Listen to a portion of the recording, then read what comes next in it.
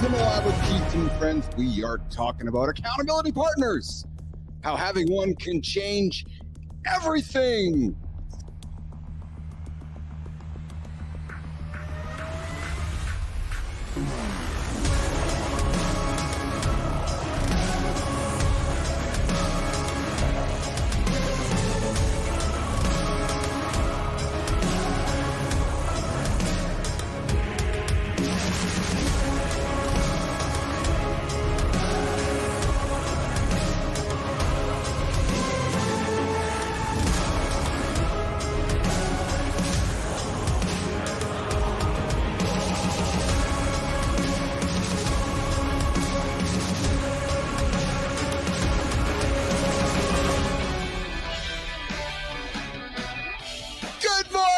I was waiting for Jimmy to put me on screen. Good morning, everybody. Welcome to Mornings in the Lab, where we keep it real, we keep it raw. Yeah, we keep it a little unfiltered. I'm your host. I'm Keith Billis. I'm the child actor today. Not kidding aside, we got a child actor joining us today. And a reminder, this is a explicit wake-up call. So if you're rolling over wondering if you're going to start the day today and you got kids in the room, I would invite you to walk the kids out of the room. Yeah, true story. Or put the headphones on. Today's show is all about the power of accountability. And it is a show that we are looking at rock and rolling here today with you guys. And I'm joined by See Marty Fit, John Anderson, and of course, producer Christina Flynn. And of course, on the other side of the glass, just way over there, is producer Jimmy. Yeah, he's pressing the buttons, making sure we all look great and everything. We're breaking it down today on the show. We're breaking down accountability, how it can push you further, faster. But before we dig into things, nation, I'm going to invite you to smash that like button. And if you're not subscribed, hey, we keep adding a few subscribers every single day. I invite you to do it now and drop a comment below with the goal that you are chasing this week. And before we get any further, all right, team, let's look at what we are working with today. We got Nation. Jimmy, let's bring him up on the screen here today.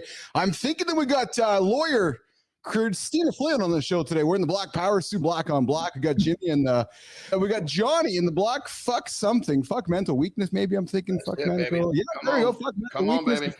He's got his uniform on today, the black and the red shirt, the red hat, black glasses. And Marty's got the black, less crunches, more crunches, the traditional red headphones on. And of course, I'm in black on black with the black Kangol hat and the brown glasses today. What's going on, team, this morning?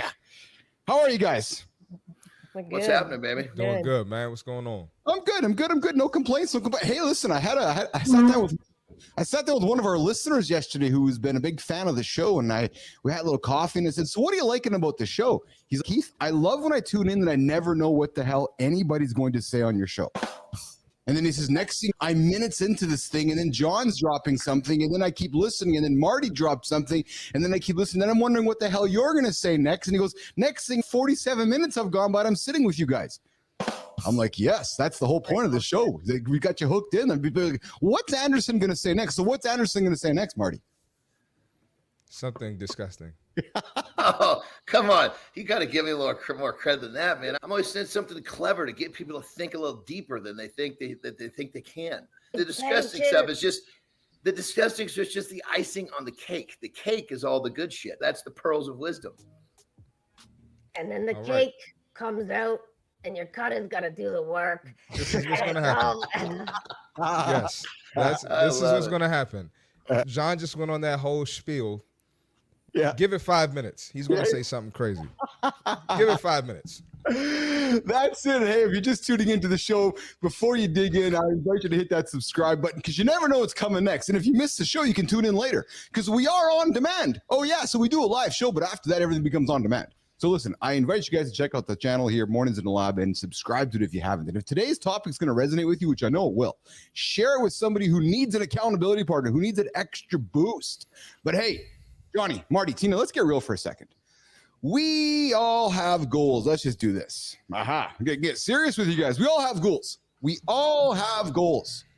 But how many times have we set these goals, Marty, only to let them slip? How many times people go knock on your door saying, Marty, I set this goal a month ago, but I haven't hit it?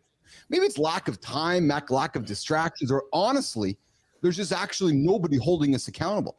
Everybody has gym memberships. Everybody has all these plans, but there's nobody helping them be accountable. That's why, in my experience, Marty, Johnny's experience, an accountability partner is so powerful. Someone who's not just pushing you, but holding you to your word when you stop slipping. Can you imagine getting that text from Anderson saying, hey, what'd you do today? You're like, oh, I got to do something. I'm telling you, in fact, exactly, Marty. Studies show having an accountability partner makes you 65% more likely to hit your goals. And if you want to get closer to 90%, state your goal publicly. Yeah, come on the show and say, I'm going to do this. That's what Colby White did a couple months ago. He's going to come back in December and say, yeah, that's what I'm doing. So it's not just about checking in. No, nation. It's about someone believing in you. It's about partnering up with Marty. It's about partnering up with Billis, Flinner, Anderson, and saying, hey, man, can you help me? I believe in you, even when you don't believe in yourself. So, John, I got to jump in right there, because you said we'll help you, and that's so true. And what we're going to help you do is we're going to help you be accountable to yourself. So your accountability partner is you, because once you're there, life has changed. Yes, that's exactly it. Marty, what do you think of that? Marty, you got people calling you all the time saying, I need help, I need help, I need help. But I'm going to suspect, Marty, the hardest thing that your clients have difficulties with is this idea of accountability. Marty, you can give them every plan you want in the world, but if they can't execute on it, or if they miss a day and they need the encouragement to get going the next day, you're there. Talk about that power of the accountability partner. Because Marty, we've been talking about this for months now. Remember we did that episode, one of our bigger episodes, how do you break up with your accountability partner? Let's lean into this, Marty. I would say my job is definitely to hold you accountable. My job is to hold your hand a little bit, but I'm not with you for 24 hours. So my job is to teach you the habits to do on your own without me. So when you're going in the fridge, you should hear John Anderson's voice or See Marty's voice telling you to put down the cookie dough, put it back, let the kids and the wife have it. All right.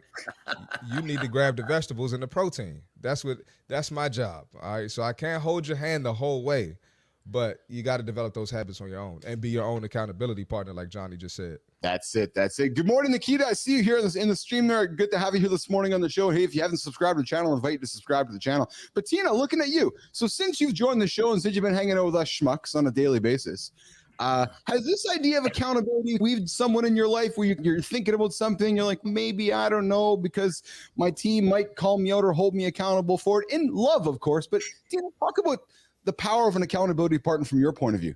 Christina Flynn. Yeah, I think the saying is you are the 5 people that you surround yourself with. And I think they say that, but who knows who they are, but someone. I think for me, it's been like, oh, damn. Okay. I have 3 people that I surround myself with every day that I spend more time with than a lot of people in my life. And if they're all doing things that I aspire to do, both from a personal perspective and a professional perspective, they're obviously doing something right. And yeah, you begin to, like you said, John's face on the eggs in the morning, you begin to see the benefits also. It's not just, oh, I'm going to get in trouble or it's like you see directly the benefits of that lifestyle and the greatness that it brings the people around you. And then you feel more willing to, because I think for a long time, accountability for me, I was searching for like an external accountability tool. I was like, what's the tool? Keith, like with ADHD, I was like, I would literally pay for a platform that all of my money filtered through. And if I didn't do my goals, I don't get paid. Like something so dramatic and so drastic to that, because it's so difficult. But listen, turns out all you have to do is find 3 weirdos on the internet to have a show with, and that works. It's true. And accountability, I would argue, is linked as much to purpose. When you wake up and start your day, what's your purpose? Because if you have a purpose, we talk about working backwards. Yesterday's show, we talked about setting a date in the future and working backwards from it. But if you wake up with a purpose, there's one thing I've gotten to know about John and Marty and even yourself, Lynn, is that you guys wake up with a purpose and then you work backwards from that. And Marty yesterday dropped a video in my feed. And yes, Flynn, yes, Anderson, I did acknowledge that Marty dropped a video in my feed. Oh, well done, Marty. How did it make you feel inside? I know I'm supposed to stand on my word. That made me feel good. Good.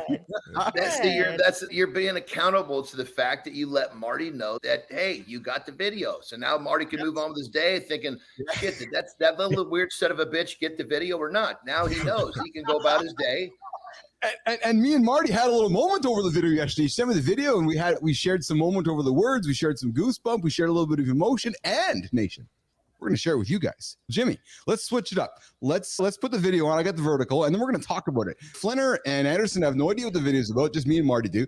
And the crazy thing is, when Marty shared it with me, it just floored me, because you're like, that dude is saying that. And if anybody who, when you watch the video, like, whoa, okay, I get it. And I'm telling you, if you're starting your day with us, if this video doesn't give you a purpose to get going today, if this video doesn't make you think about accountability, then Marty, somebody has to go find a pulse and or go find another channel. You know what I'm saying? Yeah. Actually. So let's put the video on here, Jimmy, and let's tune into this. All right, let's check it out. Jimmy, I got the vertical. All right, let's do it.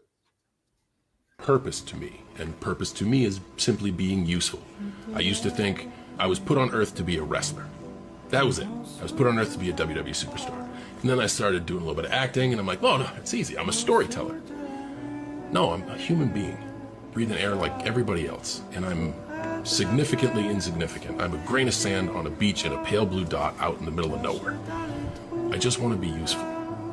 Life, to me, is a gift. And, dude, I have, in my tenure, I understand. I have been given lottery ticket after lottery ticket. I am lucky.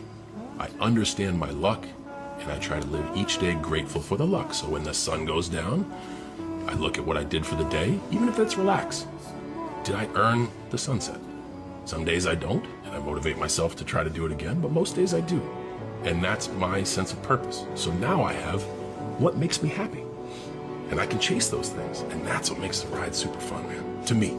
That's fine. That's OD. That's fine. There we go. We have John Cena, one of the greatest WWE wrestlers of all time. No debate. True story. 100%. He's right there with The Rock and all the greats, of course. But Marty, when you saw that video, so I'm going to go around the table here. Marty, when you saw that video, something struck a chord in you to say, oh, man, we got to share that with Business Athlete Nation. I got to share that with Billis. Let's talk about it. And I thought it was so timely to talk about accountability today and to weave that back to purpose. So, Marty, starting with you, brother, and then moving over to you, Anderson. Marty, what did you think of that video when you saw it, pal? We talked about it yesterday, so that's what made me think about it when I talked about the small wins are big wins, and that aligns with your purpose. Yes. And he was saying the same thing, where did he earn relaxing and watching the sunset? Some days he might not, but that's going to motivate him the next day to get back on his purpose, and that's what it's about. It's the loop, baby. It's the loop. It is the loop. But it's just about getting after it and chasing it every day. And you're not gonna be perfect, but the ultimate win will come when you have that mindset. Yes, yeah. Anderson, when you saw the video, what struck you most? Again, and I'm thinking from your perspective, some relatability there, because you've had a very similar career to what Cena has had. When you see that, Johnny, what do you hear? I think when it comes down to it, I just love the fact that he's chasing that feeling. He's chasing that feeling he gets when he earns the sunset. I love to simplify things. When you break your loop down into the most simple format, it's so much easier to execute in a way that A, is going to make you happy, B, you're going to serve yourself, which you're going to serve your loved ones. And when you find this rhythm in your loop, it becomes very satisfying and you become very productive. And it becomes a way of life very easily. It's really, your habits become a system. And now you got a system of life that really serves you. And when something's serving you, it's going to serve the ones you love. It serves your purpose. Yeah. Christina, what did you hear when you saw that video this morning? I think for me, I go back to a lot of people struggle with, okay, but what's my purpose? Yeah. What do I even do with that? And for me, it goes back to a lot of my work with people. For me, I found my purpose in discovering my personal story. So having the ability to look back and see that there were moments throughout my life that almost seemed scripted. They seemed to make no sense at the time of the decisions that I made and how I made them. And then when you look at them as a timeline, you're seeing, oh shit, it's all been leading to these moments that are in my current focus. And I think that's what I guide people to do, is then go back to your story. Go back to what are the things that you have done, your upbringing, your personality, early, late education, early, late career, and try to find themes in what you have done across that timeline. In there likely lies your purpose somewhere. And that's a great place to start. Yeah. Yeah. Good morning, Tangerine. I see you there on I see you there in the feed. Good morning. Good to have you here this morning. You know what I saw on that show? I saw in that clip, I saw a lot of myself in that. And what I mean by that is I saw this whole reminder of this is my purpose these days. I wake up every single day working on creating the biggest morning show on the planet. I wake up every single day hoping to help people achieve their biggest goals. I get so excited when I go to bed at night, waking up this morning for what we do here, regardless if one person shows up or 1,000 people show up or 3,000 people show up. I am loving my purpose right now. And I had a meeting with Christina yesterday. We were doing some work together, and silently we were just doing our thing. And quietly out of the blue, she's like, something really weird about the fact that you're good at this. Like you're this DJ person in front of the camera on the radio. It's like you were born to do this. I'm like, I don't know, man. I just love doing it. I am a big fan, and I wake up every single day like Cena going, yesterday I felt like I was put on the planet to build one of the world's biggest social media management companies. But ever since I've met Marty and John and Christina and got to show on place, this is my purpose. This is my purpose, and I'm loving it. And I love that was a reminder from John Cena. And it wasn't an accident, because you then told me a story of how you were a kid that you were like, yeah, I've always wanted to be on radio. I've always, and you and I have worked on story together, and you never told me this.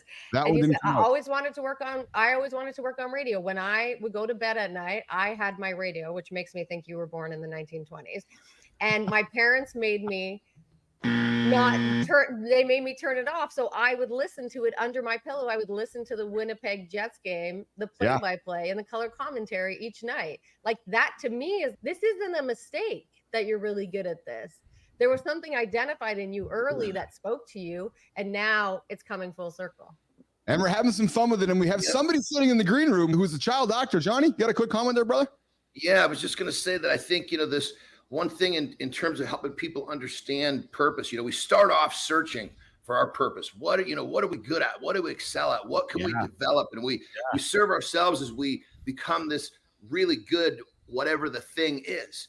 And then like using yourself as a perfect example, Keith, you basically, you made this company, you sold it for $50 million, boom, right? You were serving yourself, the ones you love. And then all of a sudden, now you've taken this and you've started literally to start serve others. And what I'm getting at is that in someone's journey of finding their purpose, they get so good at what they're doing, they realize, okay, it's not just for me anymore. I got to give this to the world. And that when someone really gets to that certain point, they start to give their purpose back. And that is more satisfying than we're actually developing whatever skill or whatever the thing is that's your purpose. And it's when you see people hit that point where they start to give back, it even becomes more satisfying. And that's what I want people to understand. There's a whole nother dimension to this thing. And it's pretty freaking amazing once you hit that point and you start giving it back. It's true. And it's linked to accountability. And we got somebody waiting in the green room for us, Will Greenblatt, coming up here in less than 2 minutes. But Jimmy, let's get the accountability check-in. And hey, if you are liking what you're hearing so far, I invite you to drop a comment in the feed. Subscribe to the channel. Yeah, what are you doing to hold yourself accountable? Because I'm going to tell you something right now, you guys. Your accountability partner, yep, they're useless. True story. No, actually, true fucking story. Yeah, they're useless unless you do the work. Marty and John and Christina and Keith are going to give you all the things you got to do, but if you're not going to do the work, it's pointless. So if you're relying on Marty or John or Keith to do the work for you, to carry the load, to carry your basket, to carry your backpack up the mountain, you've already lost. Yep. They're not here to save you. Nope. They're here to reflect upon your potential. Yeah, they're here to help you look towards the future, to show you those blind spots that I know are in your life. But here's what they can't do. They can't take the next step for you. No, that's on you. It's only on you, actually. So let's talk about what a real accountability partner does for you. They give the feedback. They hold you accountable, but they don't give you the effort. No, the effort comes from you. So I'm going to invite you. Don't confuse honesty with handholding. No, they can tell you the truth, but only you can act on that truth. They challenge you to reflect. They'll point out what you don't want to admit, but it's up to you, business athlete, to do the hard work. They're going to help you stay focused. Yep, that's what that accountability partner does, because even the best of us need a kick in the ass sometimes. Yeah, the bottom line, your accountability partner, nope, they're not there to hold your hand. They're not there to hold you accountable to your goals. No, they're there to make you hold yourself accountable to yourself. Yes, when the going gets tough, more importantly, when the shit gets tough, and you need that extra push when you're stuck, you need the extra push over the hump. That's the point of the accountability partner. So listen, when you sit back today and you ask yourself, what's that one goal you want to stay accountable to this week? Let me know in the comments, because you know what? We wake up every single day helping you achieve those big ass goals, because we're all in this together. All right, Jimmy, let's do it. Let's bring in our guest for center stage. Today we are joined by the incomparable, I'm thinking he's the incomparable Will Greenblatt. Yeah, former child actor. No, we're not talking Gary Coleman child actors. No, we're talking child actor turned public speaking coach. I know Johnny would get a laugh out of that one. Who helps entrepreneurs find their voice and grow their business. Will's helped over 4,500 people. Yeah, 4,500. Just think around that. Raised more than $300 million through storytelling and pitching. Mr. Greenblatt, welcome to the show, my friend. Thank you for having me. It's so nice to be here with you guys. We are happy to have you. What's up, Will? Good to be here with you guys. So listen, guys, Will has an incredible story. He started acting in film and TV at the age of 7. That's 7, and is now transformed into one of the top public speaking coaches for entrepreneurs. So whether you're pitching to investors or leading a team, Will knows how to help you find your voice. Working with over 4,500 folks, he's helped them build confidence, secure investment through storytelling. Will, my friend, what's shaking, man? I'm happy to have you here. What's going on today, buddy? I'm doing great. I'm always up at this hour because I have a 2-year-old. So even though I'm not at my best, I'm up anyways. So I wish I could say it's because of my own intrinsic motivation, but she gets me up no matter whether I want to or not. But it's nice to have a little built-in alarm clock. And so, yeah, I'm doing great. How are you guys doing? Awesome. We're doing great. We are talking accountability partners here today, Will. And clearly you have a 2-year-old accountability partner that keeps you accountable to your goals, which is for life, right? So it's like, I got to get up, man. It's time to rock and roll. Can't press snooze on her. Yeah, no, you sure can. Right. I try. As hard as I try, she won't go back to bed. No built-in snooze button on a child, no. That's it. Well, you've worked with a lot of entrepreneurs who are brilliant at their craft, but they freeze up when it comes to speaking in public. How do you help these guys, these women, these humans, everybody? How do you help them break through that barrier? And what role does accountability, you as an accountability partner, play in that transformation, Will Greenblatt? I think that the biggest thing with working as a coach, as I think all you guys know, is a huge part of that is the accountability piece, is to go, okay, I can give you information, but information is abundant nowadays. You can find it on YouTube. You can go to Khan Academy. You can find all of the information is out there. What I'm trying to do is say, here's the exercises that I recommend. Now, did you do them today? Did you do them this week? And like an athlete, which is why I was so excited to come on with you, because I make this parallel all the time. You have to train your body to do this stuff. Speaking is a physical act. It's not a mental one. You have to create a mind-muscle connection from your brain to your mouth muscles, to your chest muscles, to your arm muscles, to your leg muscles, to your core, all of that stuff. There's motor patterns, there's kinetic chains, and that takes a shit ton of repetition in different ways. And you have to prepare yourself for the variety, for things going wrong. So if you're just like, okay, I should articulate my consonants better so that my words hit harder. Great. Did you practice that? Yeah. Or are you just, do you know that you should do that? And then you get up on stage and all of a sudden your mouth doesn't do what you want it to because you didn't practice. So I think the biggest thing for accountability is making sure they do the exercises. But I like to go a level deeper, which is you're not going to do anything unless you really understand why and what it's going to mean for your life. So I really try to start with why, as Simon Sinek, the great book that he wrote about, all about that. And that's what I lacked in school. My teachers never explained to me why we were doing these weird exercises at theater school. And I would always ask, why are we doing this? And they would yell at me. They'd be like, just fucking do the work. And I was like, I don't know if this is going to help me. And I don't know how. So why would I do this until you've convinced me that this is valuable? And so I always had that attitude. And then I got in a lot of trouble for it. So when I started coaching and teaching, I was like, I'm not going to make my students wonder why we're doing exercises. I'm going to explain it to them and make sure they understand the value of these exercises. And the best coaches and teachers I see always do that. They start with why. And they say, we're doing this because it's going to help you. So this is a tongue twister. It looks ridiculous. It sounds really fucking stupid. But if you do this 5 to 10 times a day in the morning before your first Zoom call, you'll notice people start nodding a little bit more to what you're saying.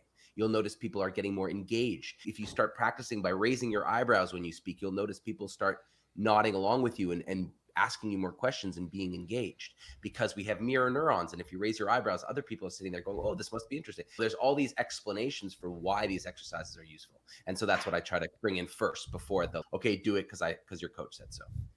Johnny, I see you nodding there, leaning in when he's talking about the why. You have clients come to you, Johnny, and ask you why. And are you just like, do you take the time to explain the why? Or are you like, listen, trust me, I've been doing this for 500 decades. Just do it. No, I completely agree. in the fact that when someone understands why they're doing something, it's a whole different deal. 100%. Even when I get the CEO that says, look, I don't care why, I just need this result. I'm going to give you the result, but I'm going to give it to you faster when you listen for a few minutes here. I'll make this short and sweet, but you got to pay attention. You got to take those notes, because you write this shit down, you're going to remember it. And then if you understand why gives it to you faster, is that part of your formula? Yes, it is. Then shut up and let's go. Some people think that public speaking isn't necessary. Yeah, I got it. Go, Marty. You got to cut me loose, man. I'm jumping over here, man. I'm squirming in the chair, Keith. Right? I love it.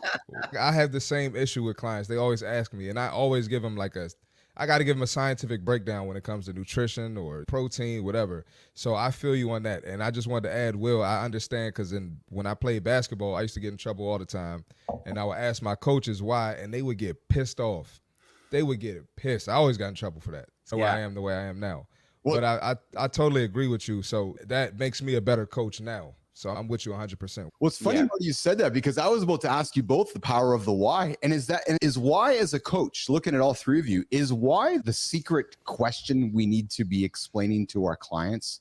Is it that magic button that as a coach or as a mentor or as a leader, we often forget about, which is giving somebody the why? Sometimes the person might not even know they need the why to get moving. It goes back to even our conversation with John Cena earlier about purpose.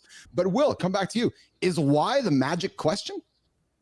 It is, especially because they need to also inspire that in their audience. Yes. So I do a funny thing, because I speak to help other people speak.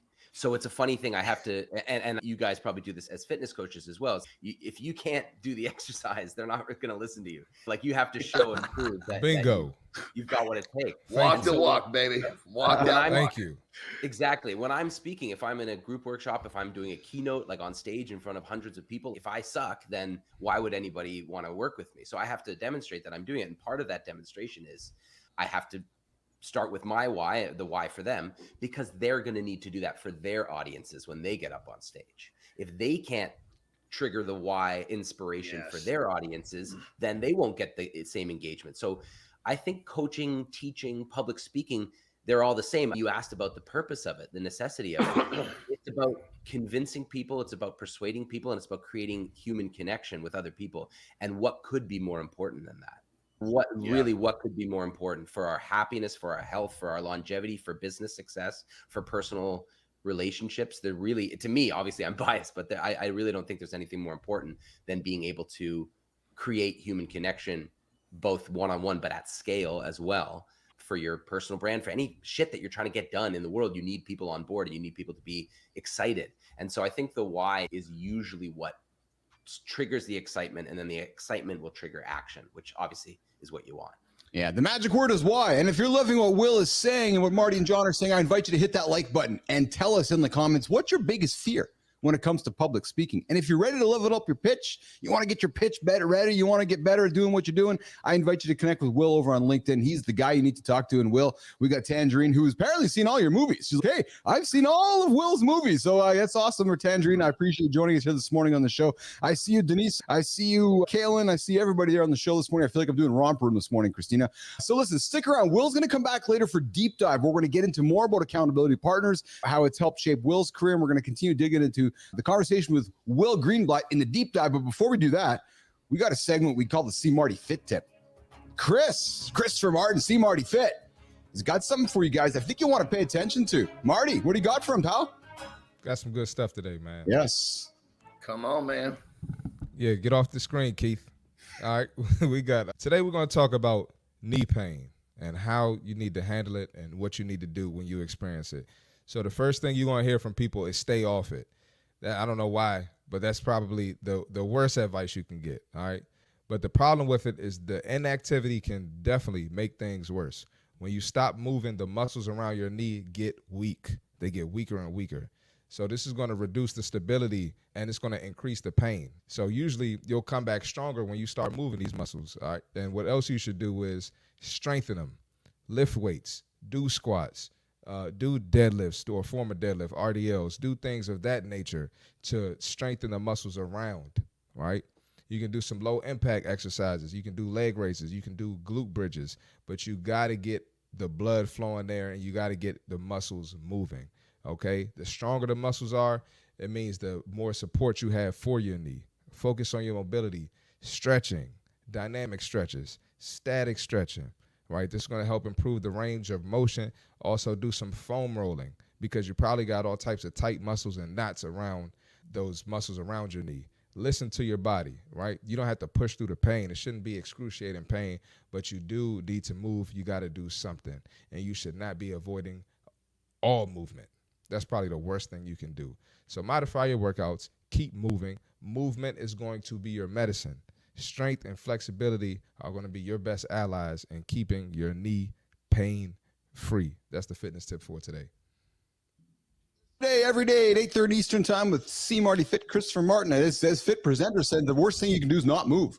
And hey, if you tune in this show every single morning, Marty's going to give you a reason to get moving. All right, let's get to the deep dive. Little sound effect here this morning. We're going to continue today's theme of accountability partners and how they can change your life and how they can change your goals. Will Greenblatt is back. Will Greenblatt is back. Come on, man. Dive in. That's how everybody always hears my name, because they hear the green and they just assume that the next is a color. So they're like, your name is Greenblatt. Wow. We talked earlier about how accountability partners will change the game. We talked how the show kicked off with purpose and so forth, but let's get deeper. Let's talk about how accountability partner specifically may have helped shape your life, your career. Child actor, working your way through life. What kind of strategies would you recommend for entrepreneurs, or what kind of strategies would you recommend for others that are looking to work with an accountability partner, or what do you look for when you're working with somebody who's looking for accountability? I want to shout out my friend Cam Bedouin, who makes demo reels for speakers. He made mine, and then he brought me to this event that came here recently. I don't know if you guys know the Next Level Speakers Academy with E.T. the hip hop preacher, Dr. Eric Thomas, and Jeremy Anderson is another one. And yeah, amazing event. Anyways, Cam brought me, and then afterwards they kept talking about the importance of accountability partners, and he and I just looked at each other like, why don't we just do this for each other? So nice. Cam and I have been meeting every Friday to look over the week, and what we're both building right now. He's building a community on School to teach speakers how to make demo reels. I'm building my community on School to teach entrepreneurs, specifically solopreneurs, how to speak with more confidence and clarity about their purpose. So we are checking in, and we're both working on this very specific thing, which is building a school community. So as an accountability partner, to be focused on a really similar task is really helpful, because you can keep each other accountable, but it's also, hey man, I ran into this problem. I was trying to upload this payment thing do you know how to get around that? And so that's just a really nice added bonus for us both to be working on the same kind of project. And if you'll allow me, I want to go back too, because I had a piece of advice in theater school that truly changed my life, and I want to share it because I found it so helpful. My dad was an actor. That's how I got into this. And he was responsible for a show called Two Pianos, Four Hands. I don't know if you guys ever heard it, but I think it's still the most successful Canadian theater production of all time. And his partner on that show was called Ted Dykstra, who came and worked with us at theater school in third year. So he knew me. He already knew me because he watched me grow up. I had to crack a joke there, Will. Sorry, I didn't hear it. What was it? The crickets? Yeah. Okay, my bad. Yeah. Okay, so this guy knows me since I'm a kid. He sees me at theater school. I'm missing rehearsals because I think I'm the shit. I think I'm so good. I don't need to be on time. I don't need to prepare. So I get in and I'm underprepared and I'm late. And he looked at me and he's, fuck, let's stop the rehearsal for a second. You want to be the guy who's good without even trying. But think how great you could be if you did try. And it hit me like a fucking spear in the chest. And I was like, oh my God, A, he's right. B, I'm a piece of shit. Like, don't do all that, you know. But it really gave me permission to start to work and develop a work ethic. And so to this day, I still procrastinate. I still find myself like not wanting to do the work, but I always think back to that of going, it's not cool to be good without trying. I used to think so. I used to think the worst thing you could be called was a tryhard. That's what kids used to say at high school. It's, oh, you're a tryhard. Look at you working. Look at you doing homework. Look at you like practicing after the game's over. Look at you showing up early to practice. And so that all those negative messages about actually trying hard seeped into me. But to this day, I go back to that piece of advice. I'm like, okay, if I want to be good at something, there's no shame in really putting the work in. In fact, that's where all the praise should go, not to natural talent. What's crazy, Will, about your comment? Marty, you talk about Kobe all the time, or LeBron. Could you imagine if somebody was calling out Kobe for being a tryhard? Oh yeah, you try hard, you're shooting hoops, you're shooting. Like seriously, Marty, like when we reflect upon greatness, it's one thing to hear Will say that, somebody calling him out saying, what are you, a tryhard? And I'm thinking about that because Johnny, you as a father, me as a father, sometimes we look at our kids, and me as even a kid sometimes going, geez, Keith, if you would have worked for that, you would have got an A. You just showed up and you got a C, right? And that's what I'm hearing Will say, right?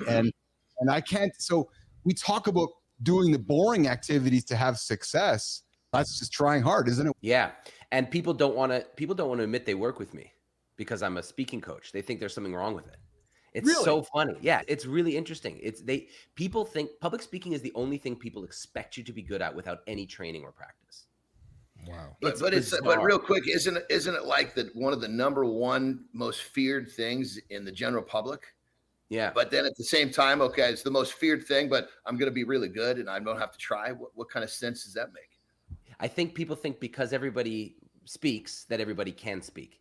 And but that's like saying just because you can walk, you can play soccer. I guess it's entirely different skill being an actor, right? Because I'm just going to use rhetoric. I can be an actor, but yet Will, who's been trained in acting, no, just because you can stand in front of a camera doesn't mean you're an actor. There's a skill set involved, right? It's true, but it is true that any idiot can just stand there and say things, and the camera can film Marty, them. we have an opportunity in our life. Yep. Do you know what I mean? So you can literally, like, you can't play a trumpet unless you learn how, but you can get up on a stage and speak. So I think people have this idea that it's like, oh, you're born with it or you're not. And yeah, you can do it. And being okay is good enough.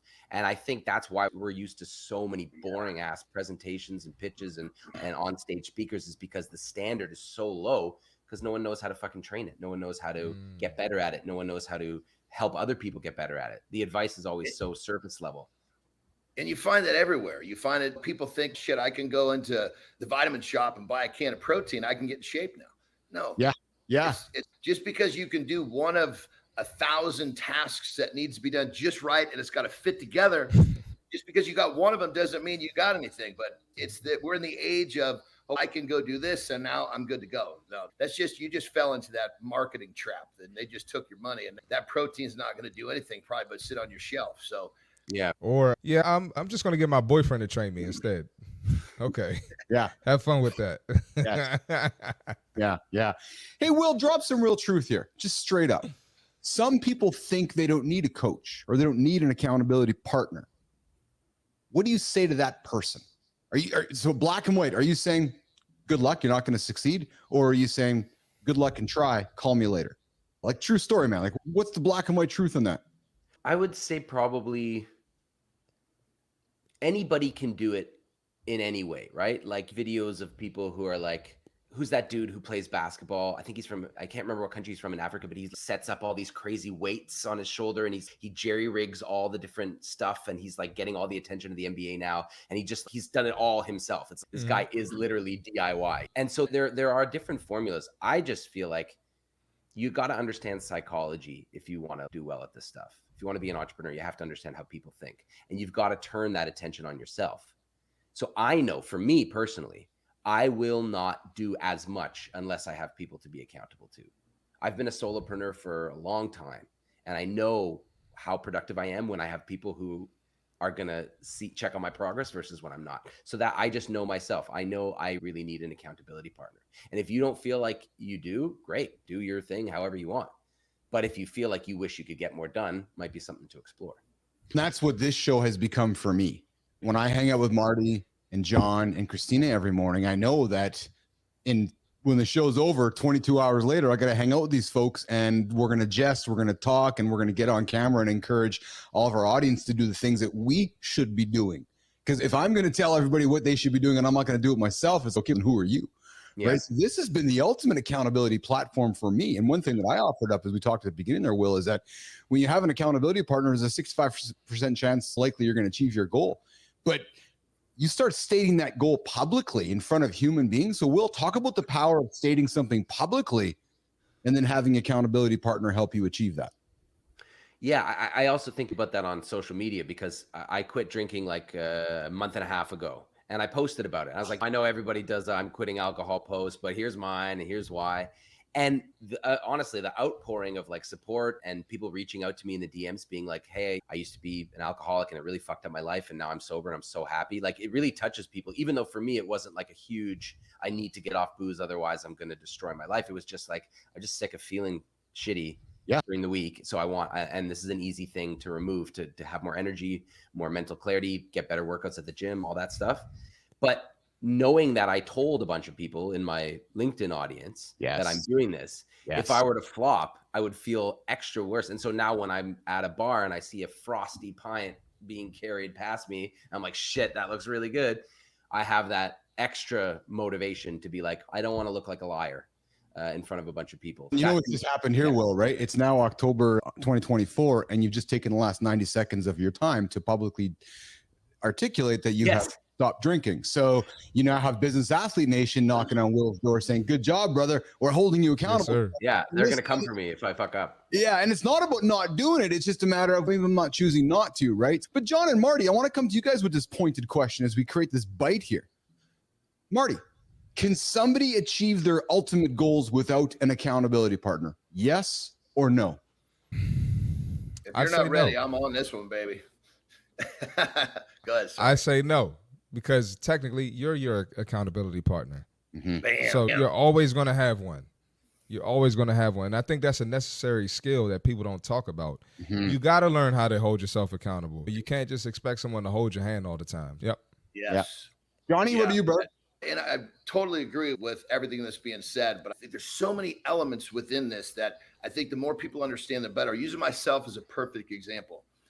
If I keep myself in a position where I'm growing, where I'm improving, my interest is high enough, it is so easy for me to be accountable to myself. If somehow I get into a position where I become bored with what I'm doing, I somehow lose that growth factor in my journey, that's when it gets difficult. So people that are bored, that are not really feel like they're growing and changing, it's boring. And if it's boring, it's difficult. It's extra hard. Some of the most difficult mornings I ever have is when I don't feel inspired in my journey. So think about that. Find a way to keep yourself inspired. And in many cases, that means that you're learning. It means that you're constantly gathering information to grow as a person or whatever it is your goal is. So just factor that into the equation.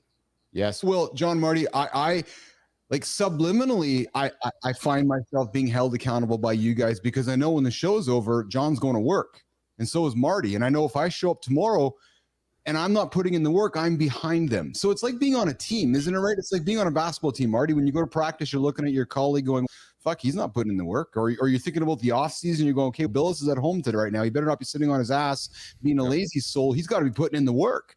Right. So this has been a wonderful piece of accountability for me by doing the show here. Tangerine pops in and says, every time I'm here, I'm inspired and motivated to move and do things I learn from here every day. There's always words to ponder and absorb. So I thank you, Tangerine. And Rick, of course, Rick is always joining us this morning. Good to see you, Rick. As a former teacher, I noticed that when I checked my students' homework, they did it. And when I stopped checking, they stopped doing it. Accountability is magic.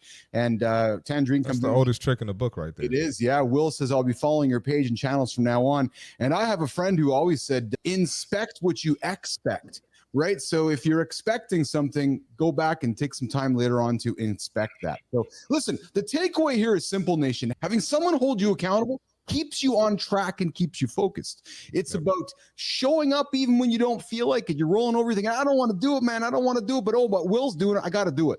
So Will Greenblatt, thanks for joining us this morning and sharing those insights. And for those that are listening and feeling like they could use some help finding their voice or improving their public speaking, you know who to talk to. You got accountability partner in Will Greenblatt. But Will, before we wrap up, how can Business Athlete Nation connect with you and learn more from Will and what you can offer? And I got to tell you right now, man, Marty, John, we're going to have Will back because I can see his energy, I can feel his energy, and I can know we can talk much longer about this. But until that time, Will, how can Nation connect with you and how can they learn more about what you offer, Will Greenblatt? So I just launched my community yesterday. We had our launch event, which was fantastic. So if people want to check out Speaking Heroes, it's the community for solopreneurs looking to become confident and clear communicators. I'll drop that in the chat if that's cool. And maybe we can put it in the show links. And then also my LinkedIn is the best place to get in touch with me, where you can also find my weekly newsletter, which I do for one essay deep dive on a public speaking, communication, and storytelling topic each week. Awesome. Will, thanks for coming in, pal. We'll see you again here. Thanks, guys. Appreciate it. Thanks, Will. Absolutely. We got Shelly Spence coming in this morning. Good to see you, Shelly. We got Shelly? Fit Presenter saying, Fitzing, I'd be sleeping if not for you, troublemakers. Yes, Mike, we love having you on this morning. And we have Tangerine saying, expect what you expect. And Will, Tangerine saying, you got to come back here. And again, of course, I got my lovely Lauren saying, if you're not accountable to yourself first and foremost, you are going to fall off with time. And there's absolutely nothing but truth with that. But hey, if today's conversation is hitting home, hit that like button. Tell us in the comments who's your accountability partner. And if you need one, come talk to us. Come talk to myself, Marty, John, Christina. We will help you reach your most audacious goals. But hey, coming up, don't go anywhere. We got this guy, John Anderson. Come on, baby. He's going to give you something provocative. Jimmy, let's get him up there, pal. All right. The lifestyle tip for the day. Think about this when I say it. Most people will train the body. The elite also train the mind. There's so many people that don't understand how these two are kissing cousins.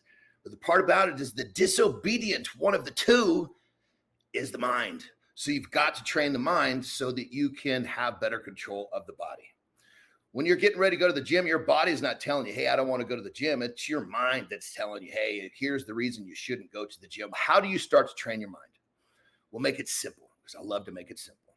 It's all about taking small steps. You've got to learn to honor your word to yourself. So when you get home tonight, tell yourself on the way home, you're going to go for a 1-minute walk. Hell, maybe that means you park the car and you walk for 30 seconds away from the house. You walk for 30 seconds back to the house. But hell, you basically were accountable to your word. If you're going to the gym and you're having a hard time going to the gym, say, okay, I'm gonna go to the gym and I'm gonna get out and I'm gonna walk for 1 minute at the gym. I'm gonna go home. But the bottom line is simple, easy, actionable tasks will start to develop the connection of being accountable to yourself. And once you start to train the mind, everything will change. Because remember, most people will train the body, but the elite also train the mind. Rock and roll. I'm hearing that one. Accountability is not difficult, nation. It's actually not. You just got to do it. And you got to do it again. And then again and again and again and again and again and again and again. Yeah, show up for yourself. As Lauren said, if you can't show up for yourself, who the hell are you showing up for? True fucking story. All right. It's a good song, eh? Yeah. We're in Ibiza, Marty. Is that what it is? All right, coming up, it's time for the protein break where we break down the best post-workout fuel for muscle repair and growth. Today, we're bringing in our... Is that the goat? There she is. There she is. That's the goat? Oh, man, she's back. Come on. Yeah. We have our goat. We got Jory Jansen, the greatest nutrition expert in Canada, North America. I'm thinking aloud here on the Mornings in the Lab with Keith and Friends.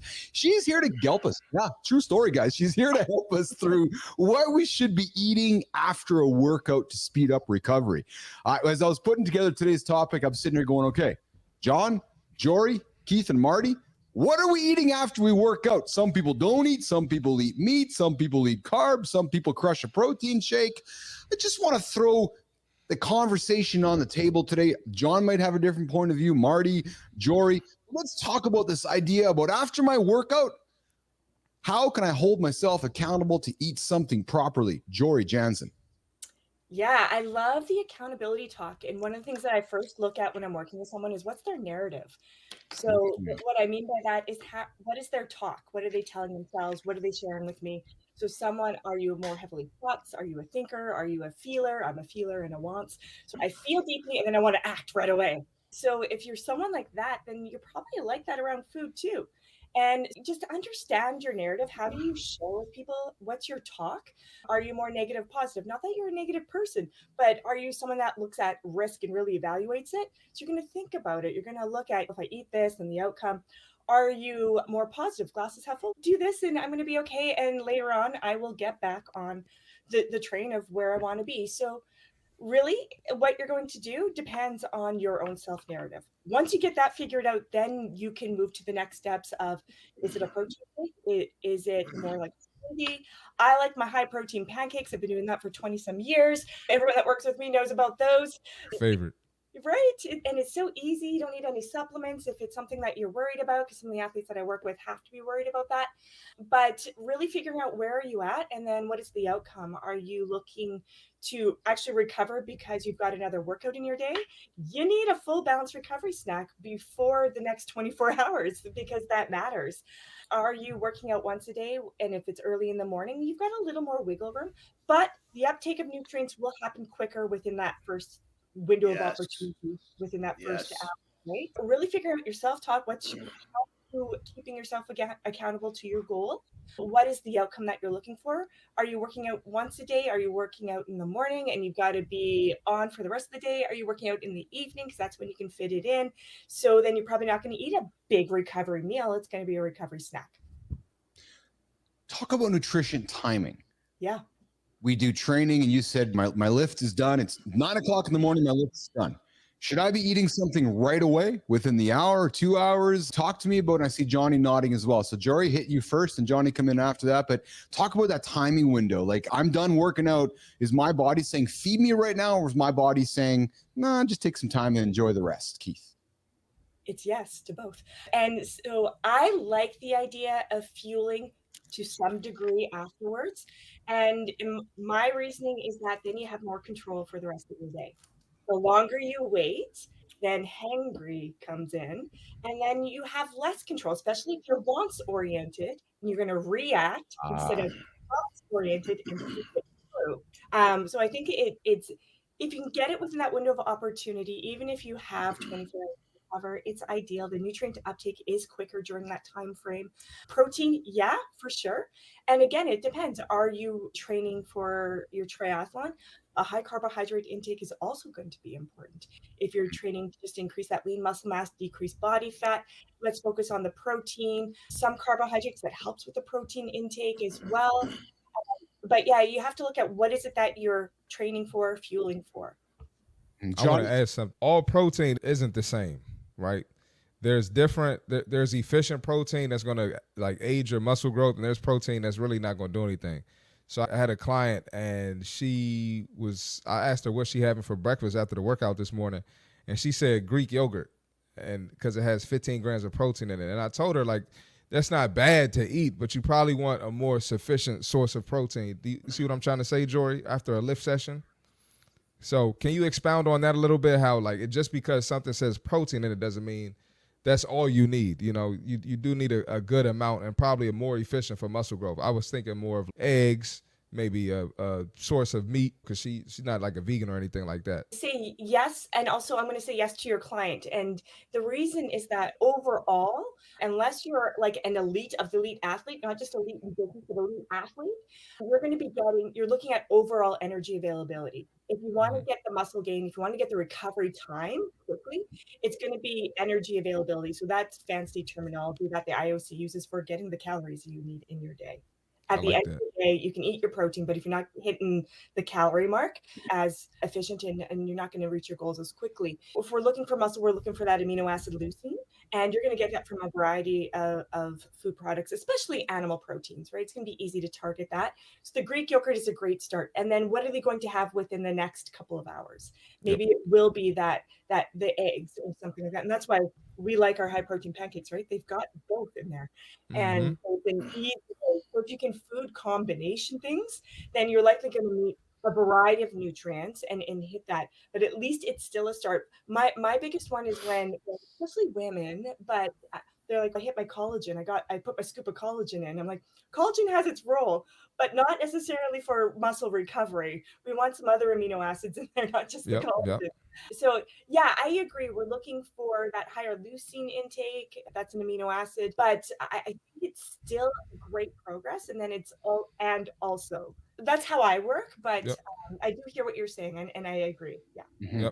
Johnny, look here. I think the first thing that I really stress, and if people don't understand, is that window post, and we're talking about this, but I want to make sure it's real clear. The window post training is really important. The body has the ability to do more with that food than it does in other times of the day. It's trying to heal. So I was trying to make an analogy. If there were, let's just say at your lunch break, between 12 and 1 o'clock, there was a blackjack table where you were going to win 80% of the time. Of course, you're going to go use that blackjack table when you're going to win 80% of the time versus at a different time when you're only going to win 40% of the time. And so when you explain it to people that, hey, this is the time, this is the window where you're going to get more success, you're going to get more return for what you're eating, it becomes a little bit easier for them to adhere to that. So the first thing that I'm going to have them do is as soon as they're done, like at the gym, they're going to bring some sort of easily digestible protein. And that's just enough to get basically, boom, the stomach's got some nutrient, the body starts to heal, starts the recovery process. Then they started heading for that next meal, and they got that window of opportunity has been used, and the body's doing its thing as they head for the next meal. But I think what people tend to miss is that it's a big opportunity to get more out of what you're doing when you utilize that 60 minutes post-training. And quickly, John and Jory, talk about insulin post-workout and why we want to have food to chase insulin response in our body. John, start with you before we go to Jory. Yeah, so insulin is, think of it like this. Insulin's a transport hormone, which means that when insulin goes up, your body has the ability to basically store or transport more nutrients at a faster pace. And so when post-training, when you eat something, especially if you trigger your insulin even a little bit, your body's going to shuttle that nutrient into where it needs to go much faster. Now, the problem is that people get over the top of this, saying, oh my goodness, I'm going to use my insulin. Next thing, they use their insulin to create a bunch of a big belly instead of man tits. So you got to understand, insulin is probably the most powerful hormone that the body has. And too much insulin will kill you. It's crazy. It's like the science behind this goes real deep. I'll let Jory jump in here. But ultimately, when the insulin is triggered post-training, the body's going to be much more efficient at bringing the nutrients where it needs to go. Yeah. Jory. Yeah, summed it up. Nice. Matthew got a question for Jory right there. I see that. Marty wants to show it up there, brother. Quickly.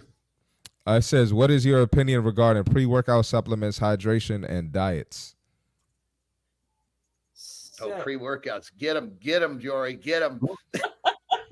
Jory, go after it. Why? No, I don't find the evidence to support it other than mentally. If that's if your shaker cup is your accountability, then there it is. There we go. Love that. Placebo, baby. Placebo. Placebo is just as real as anything else. Yeah, I would just caution in terms of like where you put it. I mean, it's not in a huge expense. However, yeah, whatever it is that you want, your pre-workout could be something like your pre-workout fueling source. It doesn't have to be a pre-workout beverage that you're buying or powder that you're downing. What's in there? The tingling from the beta alanine feels good. The caffeine can give you that hype for sure. Can feel good, can feel quite the opposite. So it really depends. I would say workout is, but if it's your accountability partner, what the heck? It's not doing harm. Why not? But yeah, I think that the fueling strategy for sure after, if you're an early morning person, fueling to the max of your potential probably isn't going to happen if you're going to have a quality workout. But timing before, after, it's all anywhere you can do a Google search, 3 to 4 hours before a workout or exercise for a big meal. Anything an hour or less, you're keeping it very simple carb. You're not going to have much protein, if any, and keeping the fat down because those take longer to break down. There you go. There you go. Real quick, look, I just want to make one little thing. What Jory said about, I mentioned placebo. She said it works. I think people understand placebo sometimes takes a negative effect, a negative connotation when, remember, let's just say you snap your fingers and that makes you believe that you can have a good workout. If you believe you can achieve, the man who believes he cannot and the man who believes he can are both correct. Both correct. So whatever it is that makes you believe you can have a good workout, if it's that pre-workout, as long as you're sleeping at night, rock and roll, baby. That placebo is real. Don't think that's a negative thing. Beautiful. All right, we're hanging out with Jory Johnson, the leader of the protein break. And here's the big takeaway today, nation. When you finish your workout, don't forget to fuel up. Yeah, true story. The right post-workout nutrition can make a huge difference in recovery and progress. Good morning, Shinku. I see you there. What's up, Whether Shinku? it's protein, carbs, hydration, you got to put something in your body. That's just the bottom line. You heard it from Jordy, you heard it from John. And put some food in your body. Timing is important. And if you're ready to dial in your post-workout nutrition, hit that like button and let us know in the comments what your go-to recovery meal is. And I love what Jory said. If that shaker cup is your accountability partner to help you get through things, then lean into that. Yeah. And hey, listen, don't forget to stick around. Hour 2 is coming up next. But before we do that, we're going to invite Christina Flynn in for the brand bite. Jory, thanks for joining us today. We'll see you on Friday. We're going to continue this journey. We love it. Jory joins us Monday, Wednesday, Friday at 8:45 Eastern time to give you guys nutrition advice to help you through your day and to help you be accountable. There's that word. To achieve the biggest goals in your life. And Tangerine says here, hey, now I could say if you want a longer life with a healthy lifestyle, you need to be part of this channel. She's right. Okay. She's exactly. All right, Jory, have a great one. Thanks for joining us today. Thanks, Jory. On Friday, okay? See ya. Thank you, Jory. Awesome. All right, guys, let's bring the Twitch in. Yeah, we love that sound effect. We got Coach Flynn coming up to do the personal brand bite before we come back for hour 2. And I got something for John and Marty. John, Marty, is sex or running healthier? Coming up, Morning Loop Reloaded. But before that, why is it just directed towards them? Why can't I talk about his sex or running healthier? Flynn's going to be part of that too. She's got the personal brand bite, Christina Flynn. Let's do it, folks. All right. So I want you to do me a favor. I want you to stop searching for purpose outside of yourself. We have all been there. Another new course, another new Ikigai exercise, a values worksheet, a vision statement process that somebody put you through. Every expert has their version and their special sauce. And they'll all tell you the same thing. You need to be clear on your direction. You need to be clear on your purpose. But if you want, or in order to build a personal brand, but real talk, if these exercises were so good, if they were really that good, why have we done like 10, 20, 30, 50, 100 of them? If they were that good, they should tell you your purpose. I'll tell you why. Because you don't trust yourself. You don't trust the words that you put down on the page for those exercises. You doubt your own vision and you second guess whether it's real or actual purpose. I did the same. Trust me, I did the same over and over again until I started using AI as my self-reflection collaborator. AI called out my bullshit. It saw through my biases and it connected the dots for me that I had been missing. And weirdly enough, I trusted the AI outputs way more than I ever trusted my own because it wasn't biased to my experience. It was simply using the words that I had fed it, the inputs I had given it, and giving me insights and analysis based on that. So here's the advice for today. Stop searching for your purpose outside of yourself. Use a tool like AI to see yourself more clearly. It might just help you find a vision statement, a purpose that actually feels authentic to you, not just another exercise to check off the list. Yes, it really is that simple. I have entered my no fucks era, and I promise you, if you give today's brand bite a try, you will be one step closer to entering yours. You got this. All right, Christina Flynn, the personal brand bite every day. 8:58. Running a little late today talking accountability, but hey, we're back with Morning Loop Reloaded. Mornings Live with Keith and friends. Keith, John, Marty, producer Flynn. We are reloading the morning show and hitting in the gym coming up in about 12 minutes or so. How to build the biggest back. No, not big backs in the kitchen. No, that's for a different show that Marty talks about in the evenings. No, we're talking about building big backs in the gym. True story. Community Corner, celebrating creators making waves on LinkedIn, coming at the bottom of the hour. And then, of course, business and branding. I'm going to lean into the Business Athlete Manifesto with Flinner, dropping around the 8:45 mark. Listen, this one's going to spark some real conversation coming up next year because I got something fun coming up here. And but before we go any further, we got Mike McQuillan saying, I made a mistake yesterday. John Marty, I made a mistake with my trail mix. The raisins digested quickly, and I spent the whole workout burping peanuts. Yeah. Mike's like, the ingredients are not the same. Mike, got to make better choices, pal. All right, we got Tangerine. Tangerine's offering up, Christina, that you are looking more fresh and gorgeous each day. So Tangerine's offering the love from the Philippines for our friend Christina. And of course, I said the same thing before we started the show. I was like, man, Christina looking good. I dig it. The hair back is sharp. I agree. There you go. Awesome. Okay, Jimmy, I got a special topic to come in here today, and I'm going to keep everybody on stage here. But listen, I got a big question. I got a big question that I wasn't expecting. I was going to dig into this one today. I was hoping to talk about it yesterday, but The science is pretty clear. We're going to settle the score. Is it running or is it sex? Which is better for your health? What do we think? John, Marty, Christina, where do we want to start with this? I think right out of the gate, I think it depends which one are you applying yourself. Are you applying yourself more to which one? Because if you're going to do something, do it all the way. And if you're doing sex all the way, you're going to get a better workout. If you're running all the way, you're going to get a better workout there. Now, if you're doing either one of these all the way, the brain's going to give you a cascade of positive chemicals. So question is, which activity are you pushing hard enough to get your fix? Okay, let's lean into it. So, well, hold on real quick, Keith. Yeah, go ahead, Marty. Hold on. Let's get this off the table real quick. All right. I don't care what your science says, Keith. All right. So whatever you're going to say, I don't care. This is my logic. We got a lot of people. Everybody's having sex, regardless of what type of shape they're in. Everybody has sex. Big, small, tall, short, wide. Right? But we don't have a lot of people in shape.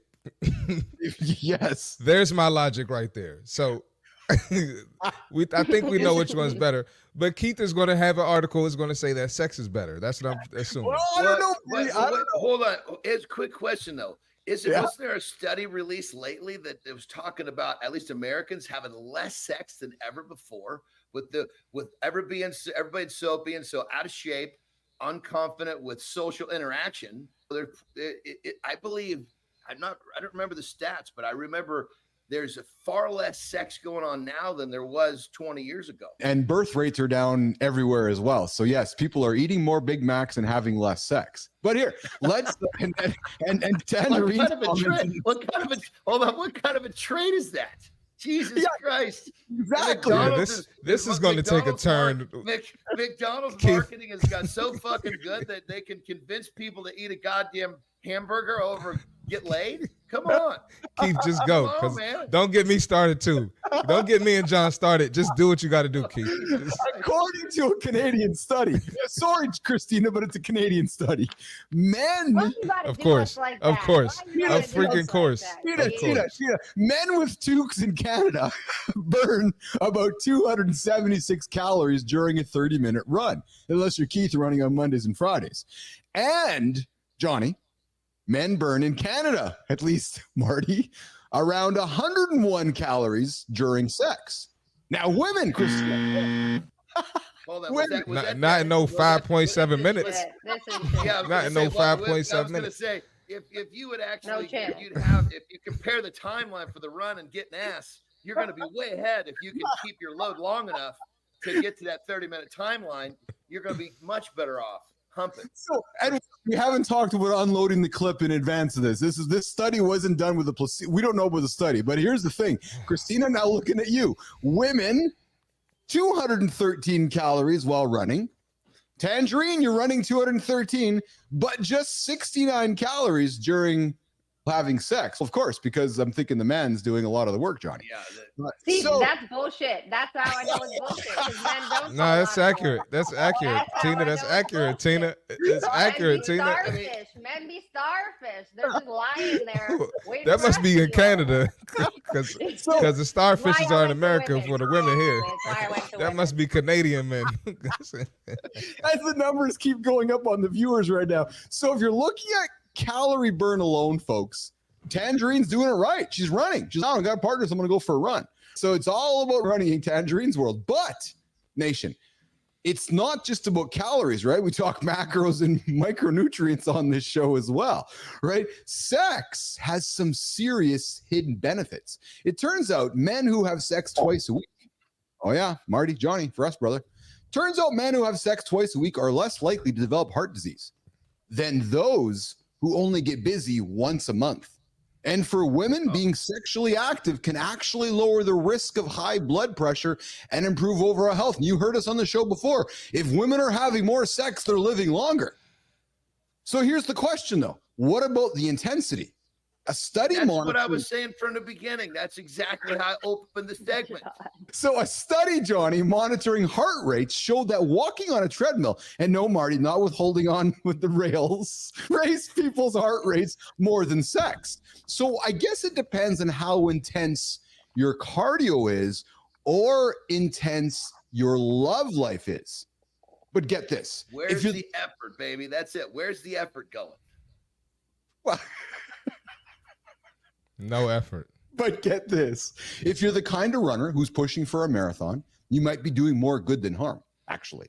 Running can strain your heart if you overdo it, while sex is pretty low risk. Yeah, true story. Unless you're engaging in the kind of wild escapades that Johnny Anderson does about, then you're in the 0.6% chance of sudden death.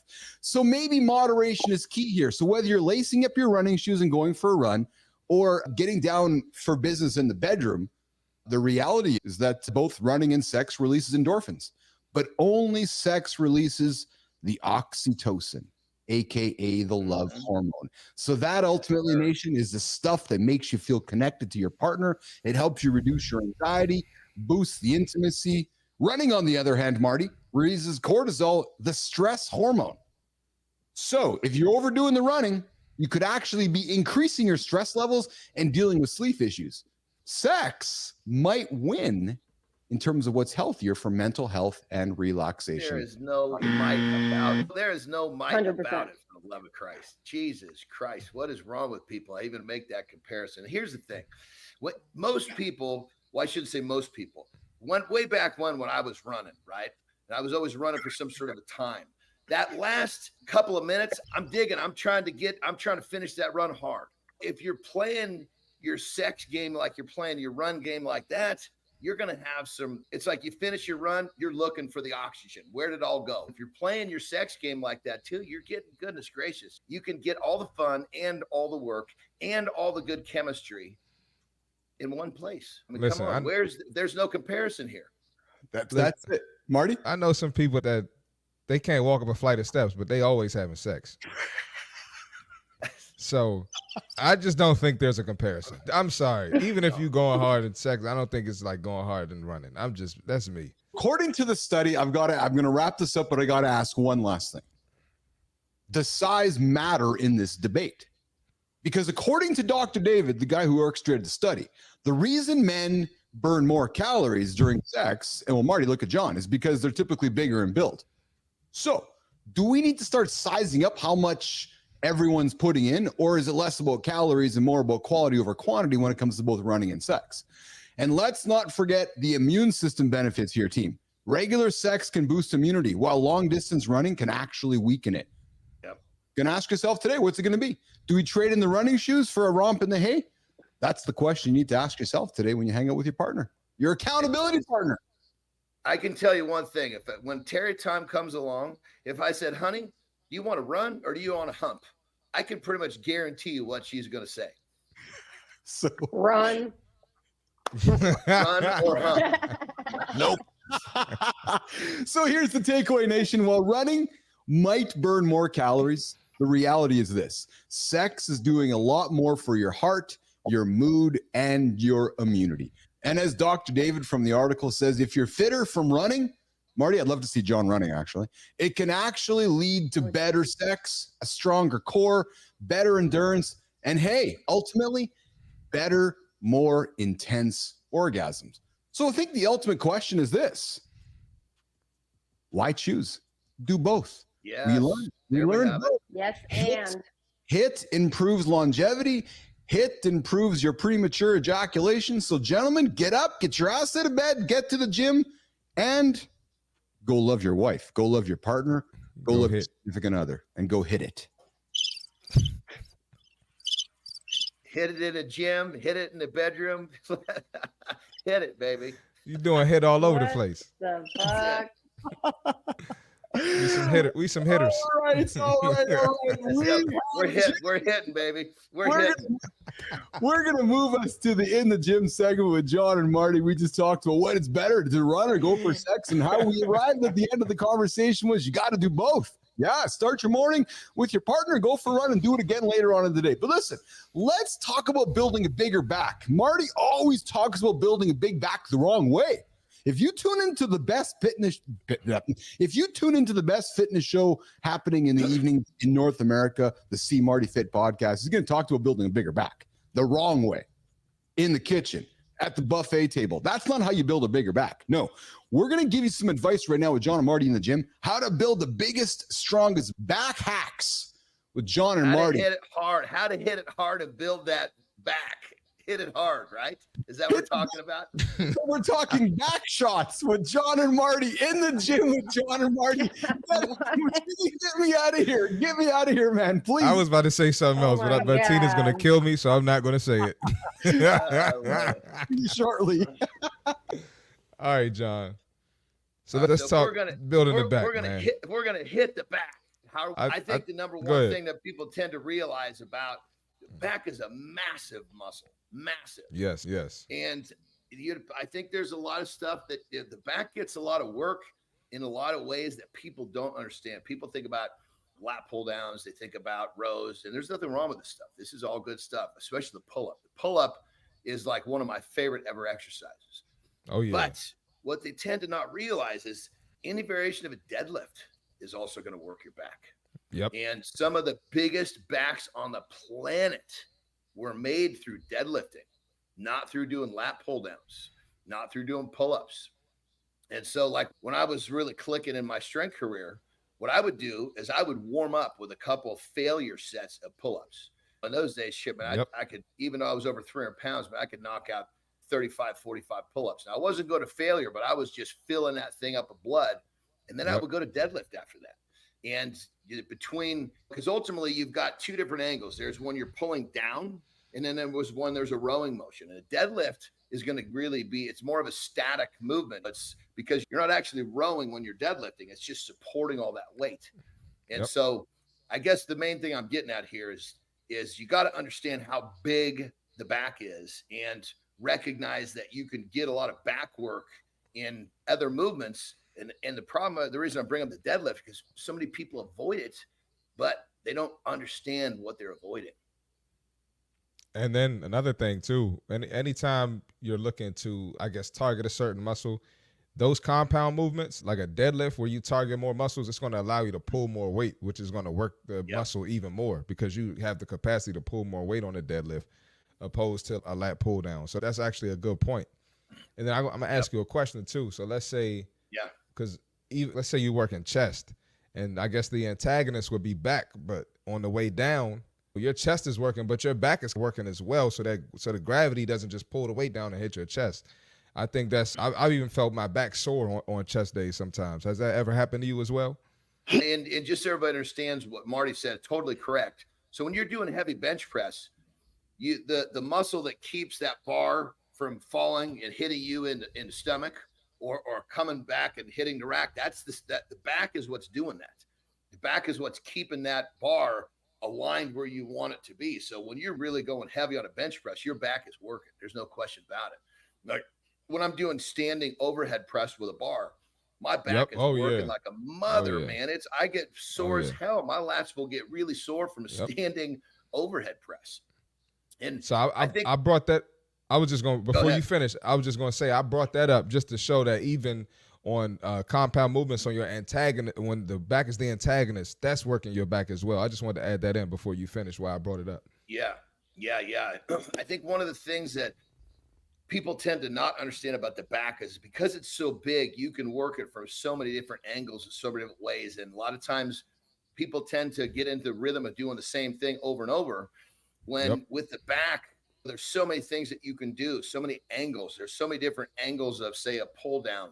There's so many different angles of a row. Constantly change this up because you have this wide array of angles and all of them are going to work. You're silly not to be constantly changing. There are other muscles like, say, the bicep. There's only so many things you can do for that bicep. You could shorten the range of motion. You could do a few different exercises, but the back is going to get work from so many different positions. Have some fun with it. You should never get bored training your back. And that being said, you could, we talked about changing rep ranges. We're talking about doing shit backwards. But with this one, you can literally just pick a bunch of different shit every time and just constantly be changing what you're doing. No, absolutely, man. And even you can get real complex with the back, even on lat pull downs, or if I'm doing bent over rows, you can switch it to single arm. That single arm lat pull down, oh my God. So you can get super creative. So you definitely have to lift heavy. Talk about rep ranges too. So you lifting heavy, where should the rep range be? And then if you want to get some endurance in there too, you need some endurance, some muscle endurance to build your back as well. So talk about those rep ranges as well. Absolutely. I think if you got to understand, if we're going into, say, like the deadlift, right? Because we're promoting the deadlift for the back, you got to be careful going heavy there, because people hurt themselves all the time because they don't know what they're doing. So you want to be selective. You got to look at the kind of the risk assessment. Okay, this is an exercise that people tend to veer away from. Maybe you've been veering away because the bros say it's a dangerous exercise. I just don't know how to do it. So if you're going to try to do that, maybe you're inspired by this conversation. I'm going to go do some deadlifts for my back. Do it cautiously, because you don't have to go really heavy to get a lot of work on a deadlift for the back. So I would recommend in those exercises where you don't really understand, just do a high rep range, a lower weight, and you're going to get a lot of work out of that. With my back training, I'll do everything from as low as a 5 rep to as high as a 30 or 40. It's just constantly mix it up. And I'll do that in the same workout. I'm a big one on pull-ups to failure. And at that point, I don't know how many reps I'm going to get. I just know if it's in the front of the workout, it's going to be more. At the tail end of the workout, it's going to be less. But either way, I got a great workout. So constantly change those rep ranges, constantly change the exercises. And I think the thing about this, which we talk about all the time, enjoy it, have fun with this. Because if you're having fun with it, you're going to want to do it next time you train your back. Yeah, and I think you should keep those, once you find something you like, you should keep it consistent for a while. Allow your body to respond to it, allow your body to get some results from it, and then switch it up.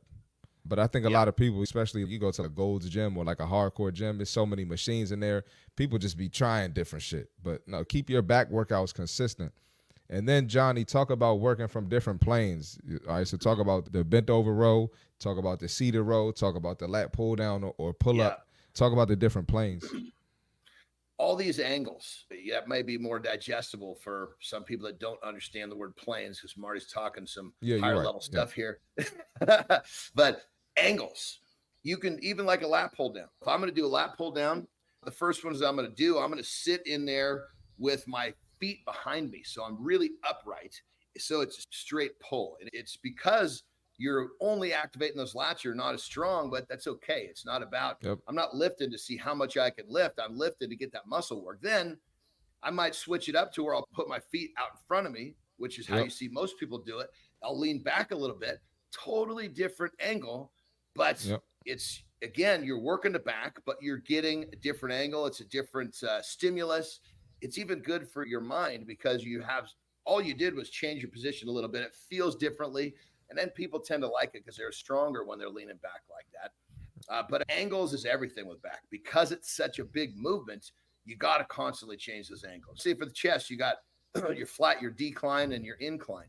And realistically, you could work all the angles in between, but it's a smaller muscle, so it's not quite so important. The back is massive. People refer to the back as slabs because it's slabs of meat on each side of your back.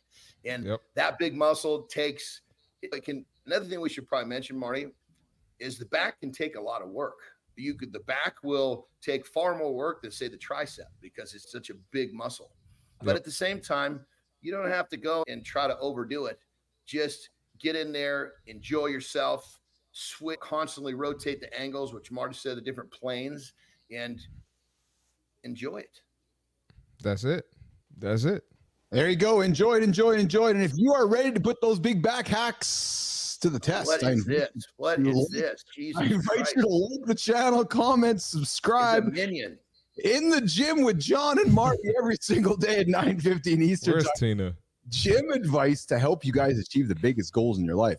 And hey, listen, we're going to wrap it up. Coming up in a few minutes, we got the community corner with myself and Christina Flynn. We're celebrating a creator, but before we keep moving, John and Marty got some commitments to roll on to, but we're going to quickly go around the table and talk about highlights from today's show. Marty, what was your favorite part of today's show, brother? It was a good one today. Another great day of energy, 3 days. Just keep rolling, man. What was your highlights of today's show there, Marty?